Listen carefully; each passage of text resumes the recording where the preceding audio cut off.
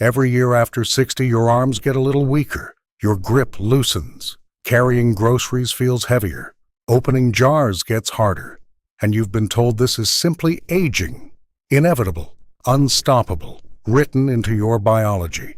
But there is a small mountain region in Sardinia, Italy, where that story doesn't hold, where men and women well into their 80s and 90s are carrying, lifting, and working with their arms in ways that defy everything Western medicine considers normal for their age. Scientists went there expecting to find a genetic explanation. They didn't find one. What they found was something far more unexpected, a pattern so simple it was almost invisible, a way of eating that creates conditions inside the body that modern nutrition has spent decades looking in completely the wrong direction to find. The foods aren't expensive. Most of them you've never heard recommended by any doctor or dietitian, and one of them isn't even a food at all. In the next few minutes, you'll learn exactly what that pattern is and why it works. And at the end, I'll reveal the hidden piece of this system that determines whether the protein you eat actually reaches your muscles or silently gets wasted before it ever arrives. Here is something most people are never told. Arm strength doesn't just decline because you're getting older. It declines because after 60, the biology of how your body builds and maintains muscle changes in ways that make the standard advice almost completely useless. The first change is called sarcopenia. It begins in your 30s, quietly, imperceptibly, but after 60, it accelerates. You can lose muscle in your arms, shoulders, and upper back at 3 to 5 times the rate you lost it in earlier decades. The thinning in your forearms, the reduced grip, the shoulder fatigue after tasks that used to feel effortless. That's sarcopenia progressing without resistance. The second change is called anabolic resistance. This is the one nobody explains. After 60, your body becomes significantly less sensitive to the muscle-building signal from protein. At 30, a moderate amount of protein at a meal triggers a strong anabolic response. Your muscles rebuild efficiently. At 65, that same amount of protein produces a fraction of the response. Your body needs more protein per meal, distributed more precisely across the day, just to achieve what once happened automatically. But here is where it gets more complicated. Even when older adults eat enough protein, many still lose muscle, and the reason is inflammation. Chronic, low-grade inflammation, driven by poor diet, processed food, and inactivity, blocks the anabolic signal even when protein intake is adequate. You are consuming the protein. The signal is being sent, but inflammation is intercepting it before it lands. You are pressing the gas with the brake fully engaged. This is why the standard solution so often fails. A 2023 meta-analysis published in the journal Nutrients reviewed multiple randomized controlled trials on whey protein supplementation in elderly adults with sarcopenia and concluded that whey supplementation overall did not improve the key sarcopenia-linked parameters tested. A separate 2024 systematic review of 30 studies involving over 2,000 adults aged 60 and older found no significant positive effect of whey protein supplementation on hand grip strength, lean body mass, or physical performance, because isolated protein in one large dose, eaten alongside the wrong foods, in a body already inflamed, cannot complete the job it's supposed to do. Blue Zone elders in Sardinia have the same biology, the same anabolic resistance, the same vulnerability to inflammation, but their food pattern quietly solves all three problems at once: timing, inflammation, and the metabolic environment around each meal. That is what makes the difference. And that pattern starts with what they put on the table every single day. In the mountain villages of Barbagia, there are no supplement stores, in no protein powder advertisements on the walls. What there is, in almost every kitchen, every single day, is the same combination of foods that these families have eaten for generations. And that combination, it turns out, does something that no modern protein product has managed to replicate. The first food is pecorino sardo, a traditional cheese made from the milk of sheep that graze on steep mountain terrain. Not industrial dairy, not processed cheese. Cheese from grass-fed animals eating wild herbs and mountain grasses their entire lives. That difference matters more than most people realize. Pecorino Sardo contains a complete amino acid profile. But what makes it particularly valuable for muscle preservation after 60 is its leucine content. Leucine is the specific amino acid that directly activates muscle protein synthesis, the biological process that tells your body to rebuild and maintain muscle tissue.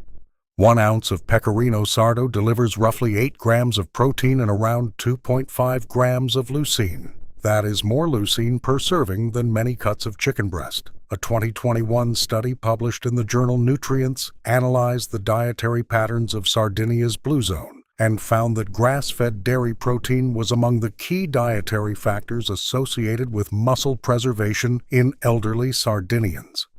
Not industrial dairy, specifically grass-fed.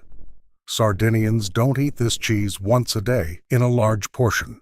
They eat a small amount at breakfast. They add it to their lunch soup. They finish dinner with a slice. 3 distribution points across the day. But that consistent pattern keeps muscle protein synthesis elevated throughout the day rather than spiking it once and letting it collapse. The second food is legumes. Chickpeas, lentils, and fava beans appear in almost every meal in these villages.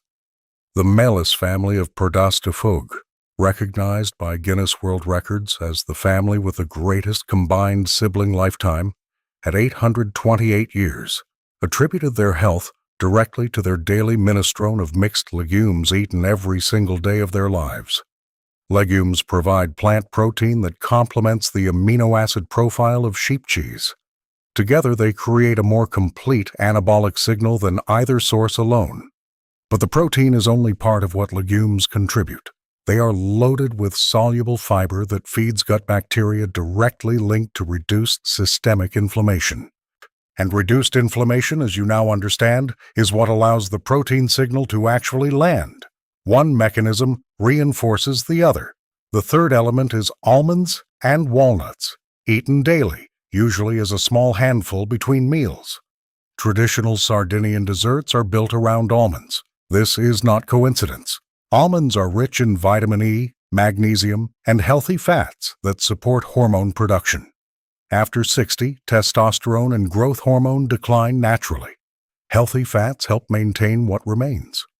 Magnesium specifically supports muscle contraction and recovery, and deficiency in magnesium is directly linked to muscle weakness and cramping in adults over 60.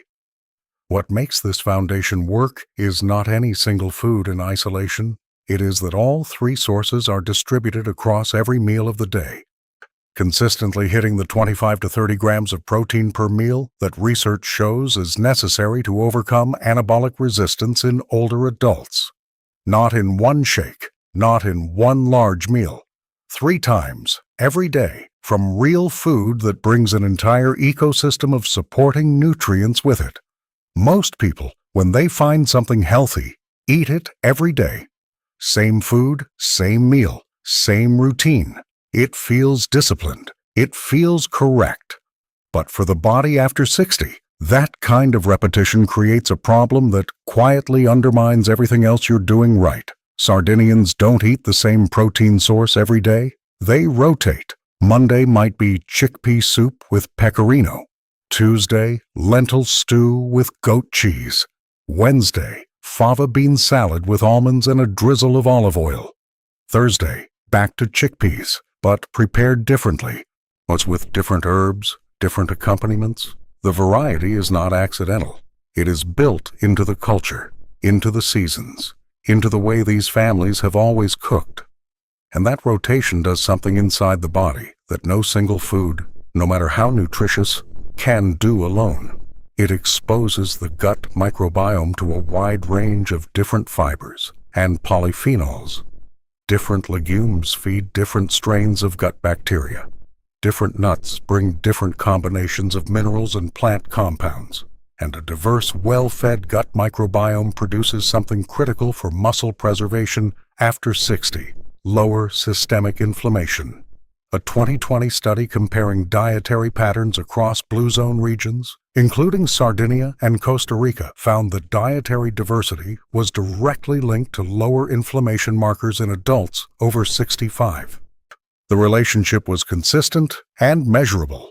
More variety in the diet meant less chronic inflammation in the body, and less chronic inflammation meant the anabolic signal from protein could reach the muscle without being intercepted. This is the mechanism that connects food variety to arm strength. It is not direct. It runs through the gut, through inflammation, and through the clarity of the protein signal that arrives at the muscle. Simplify your diet too much, and you narrow your gut bacteria. Narrow your gut bacteria, and inflammation rises quietly in the background. Inflammation rises, and the protein you're eating stops doing its job. The modern trap is exactly this. You are told to meal prep, to standardize your macros, to eat the same clean foods every day for consistency. Same chicken breast, same rice, same broccoli. Or week after week, your macros look perfect on paper, but your gut bacteria are starving for variety. Your inflammation is creeping upward, and your muscle synthesis is quietly declining despite everything you think you're doing right. Sardinians follow the seasons instead. Spring brings fresh fava beans, summer, chickpeas, autumn, lentils, winter, dried legumes and aged cheese. The rotation keeps their metabolism flexible and their gut environment rich and diverse throughout the year. Fermented dairy fits into this rotation as well. Goat milk kefir, consumed regularly across blue zone communities, provides fermented protein alongside live cultures that support gut microbiome diversity. It adds another layer to the anti-inflammatory foundation that makes the entire protein system work. The practical version of this is simpler than it sounds. Rotate your legumes across the week.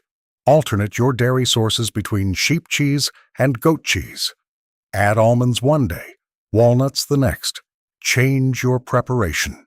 Change your herbs. Keep the structure consistent but the variety real. Your gut will respond within days. Your inflammation markers will begin to shift within weeks. And the protein you are already eating will start doing more of the work it was always supposed to do. Here is the part most people never reach, the part that explains why two people can eat the same amount of protein, follow the same general diet, and get completely different results.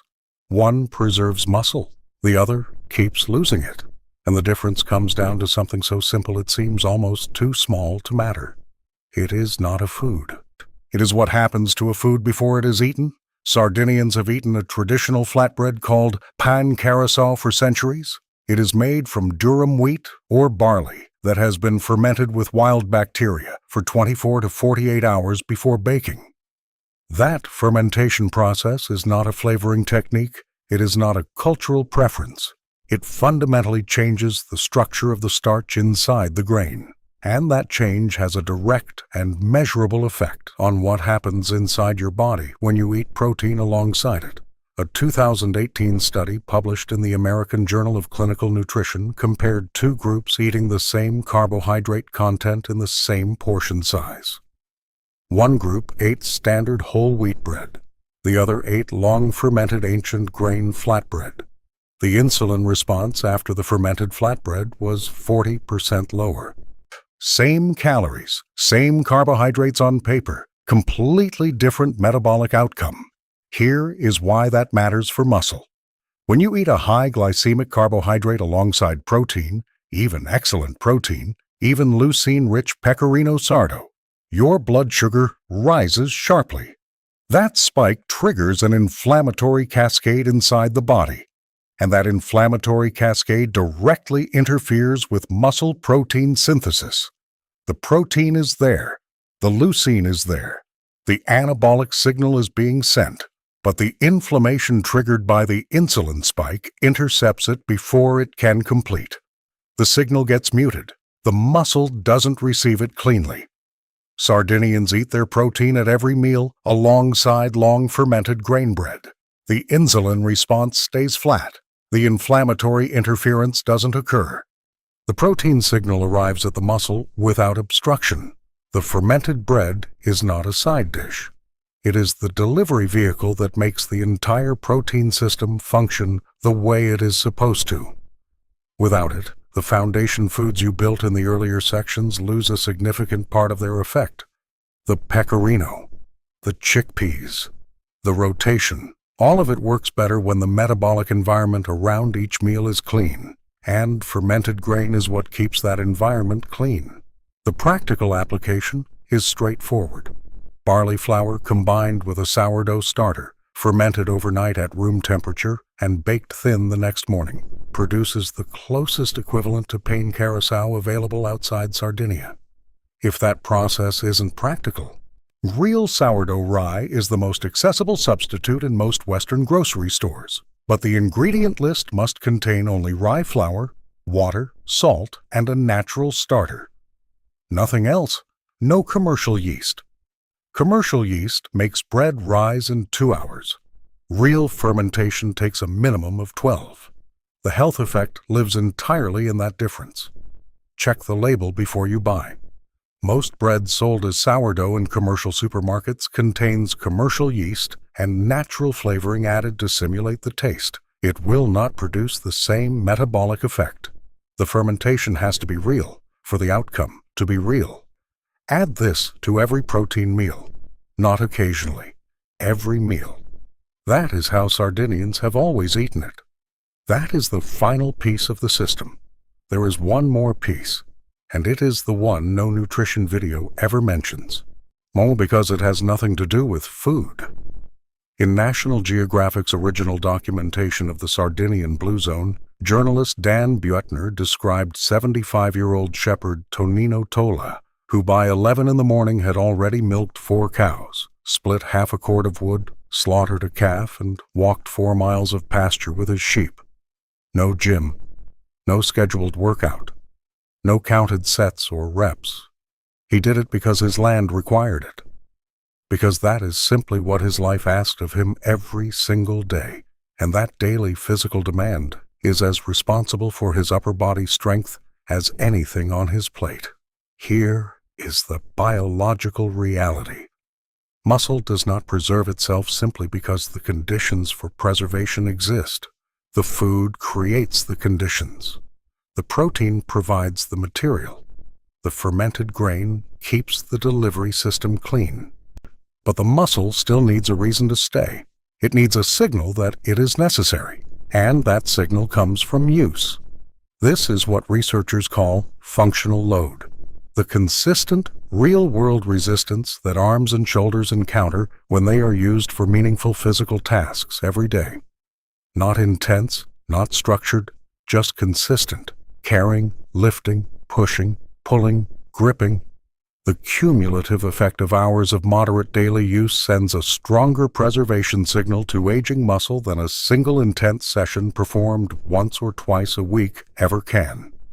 Blue Zone elders in Sardinia don't go to gyms, but they carry water, they tend gardens, they hang laundry, they lift tools, they work with their hands for hours every day. Sardinian shepherds walk an average of 8 to 10 kilometers a day over hilly and mountainous terrain. Their arms are never idle long enough to receive the signal that the muscle is no longer needed, and so the body keeps it. In the modern Western lifestyle, that signal disappears. You sit at a desk. You drive instead of carry. You use machines for tasks your grandparents did by hand. Your arms go through entire days barely loaded at all, and the body, which is ruthlessly efficient, begins to dismantle what it no longer perceives as necessary. The food alone cannot fully compensate for this. Pecorino and chickpeas and fermented barley bread create the ideal biological environment for muscle preservation. But if the arms are never used, the muscle has no reason to stay, regardless of what you eat. The food prepares the conditions. The daily use sends the signal. Both are required for the system to work. The practical translation for people who do not farm or tend livestock is simpler than it sounds. Carry your groceries without a cart. Take the stairs. Hang your laundry instead of using a dryer. Knead bread dough by hand. Do 10 wall push-ups every morning before breakfast. Carry a loaded bag on your daily walk. None of these things look like exercise. All of them count.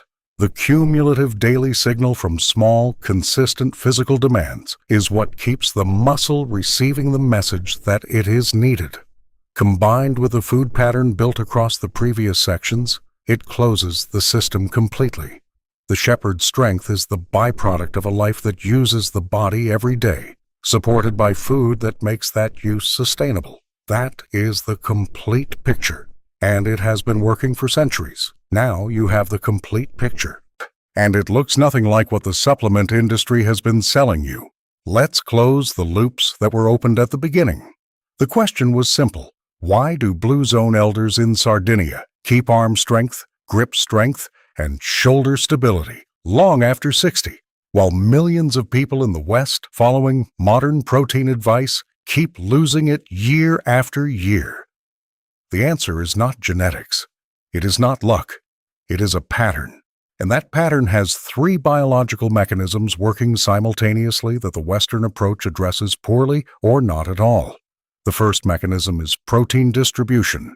Sardinians hit the 25 to 30 grams of protein threshold 3 times per day from real food sources. Their muscle protein synthesis stays elevated consistently across the day. The Western approach loads protein into a single shake, floods the system, and watches most of it get oxidized for energy or converted to glucose.